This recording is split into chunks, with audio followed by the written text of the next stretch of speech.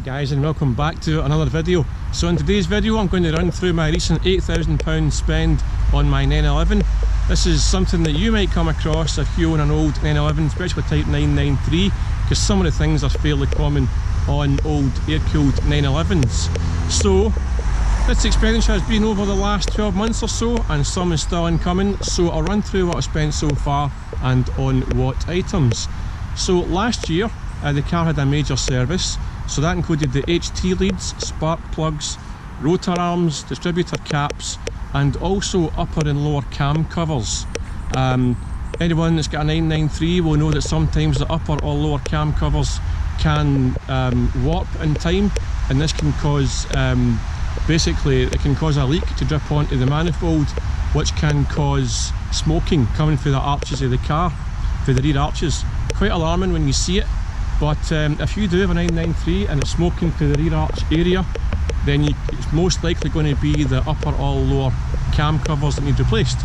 So that was done, as well as the oil service. So that the parts came to around about £2,500, just over that, and to have the work done at a garage it cost just over £2,000. So there's £4,500 straight away.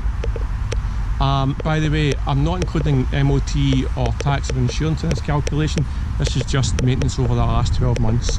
So that was done, and then not long after that I decided to have the car, the body repaired. I'll just show you here. You can't actually see it, but there was a wee, I hope the camera can pick this up, there was a wee tiny spot of rust just where the body meets the bumper there. If you can see what my hand's pointing to, I can't see it from here, but yeah, I mean, it had been there for a number of years, and it was smaller than the size of your fingernail. It was tiny, but I knew it was there, and I knew it was always going to need done. So I thought at the start of the year, just get it done. So that meant taking the back bumper off, taking the bits and pieces off, and having it obviously taken down to bare metal, and then filled and painted again. When you take the back bumper off these cars, you quite often have to replace the rear bumper supports as well, so wee spindly brackets to hold the rear bumper in place. Those will probably be corroded, so you replace them at the same time. And while I was there, I had some other bits and pieces done. I had the windscreen rubber replaced because that was deteriorated as well. So while the car was in the body shop, I had that done at the same time. So the body repair and the windscreen surround and the bumper brackets, etc., and the paint, all told, cost £2,500. So that takes us from 4.5 up to 2.5, takes us up to £7,000 already, just like that. And also recently I replaced the water reservoir bottle that holds the water that works the washers for the windscreen.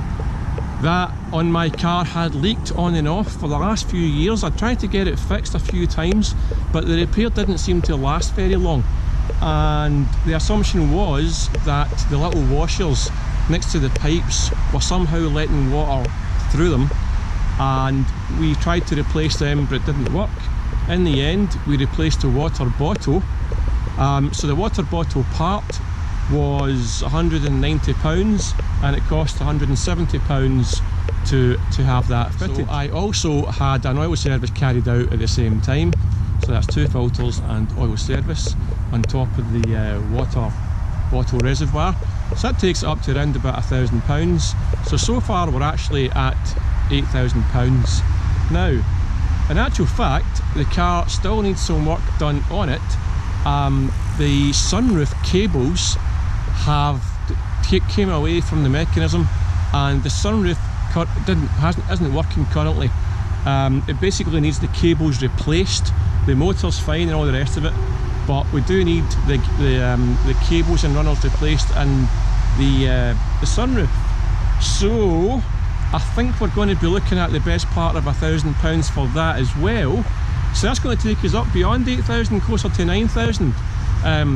Quite a lot of money, but you know, if you've read my Porsche books, Practically Free Porsche, which is quite funny because these cars are not free, as I've just demonstrated.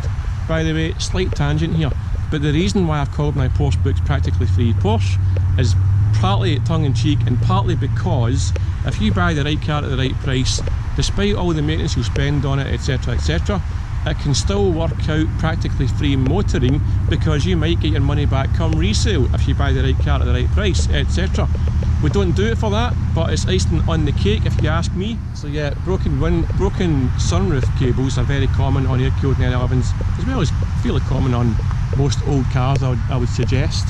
So quite a lot of money, quite a big hit in some ways, but you know, these items have been needing done for a while. I'm just sort of doing them all kind of around about at the same time, as well as stuff that didn't necessarily need to be done right now.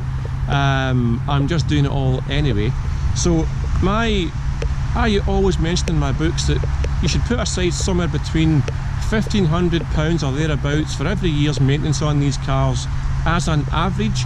Some years you won't spend that, some years you'll spend a bit more, but if you own one of these cars for long enough, over the years you can roughly expect to spend about £1,500 on average for maintenance.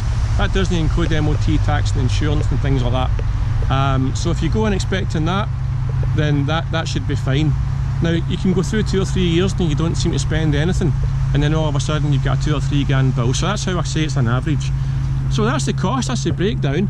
Still very happy, still love the car, you know, it's a lot of money, but when you're out on a day like today driving down here near Loch Lomond, well that is Loch Lomond right there, I'll just show you. When you're out driving around down here in the sunny weather, you tend to kind of forget everything else and just enjoy the drive and have a nice time. Old air-cooled 911s can be expensive, but in honest, I'm still in the green with this car despite the maintenance. I've spent much more than £8,000 as well as the recent stuff. I've spent that again easily in the years that I've owned this car. But you know, despite that, I'm still in the green after 13 years ownership, and I'm not complaining. Love the car, you know, happy days. I'm not moaning today. I'm really just giving you guys a heads up as to what you might expect if you're going to buy a car like a 911 Type 993. Hope you enjoyed the video, guys. Give me a wee thumbs up and subscribe. If you're interested in my Porsche books, I'll link them below. And thanks for watching, and I'll see you guys on the next video.